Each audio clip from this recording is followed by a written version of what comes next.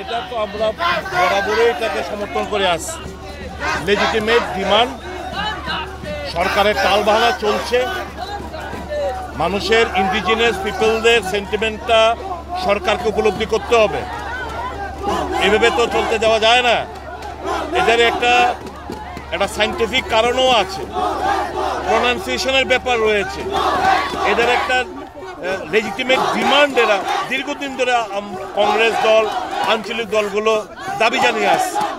সরকার, আগের সরকারও দেখলাম তাদের কোনো হেলদোল নেই, বর্তমান সরকারকেও দেখছি। এখন আরেকটা নতুন একটা স্ক্রিপ্ট, দেবনাগরী স্ক্রিপ্ট ওরা নিয়ে এসছে। তো এতে তো একটা কনফিউশন।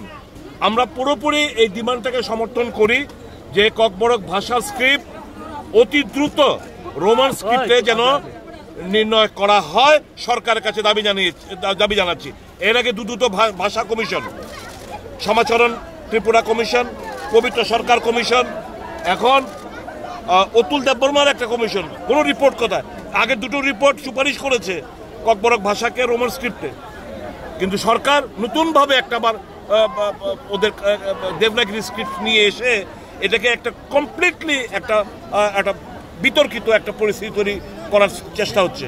আমরা এই ডিমান্ডটাকে, it is the demand of the Congress party, it is demand of the indigenous people of the state, and we completely support this demand.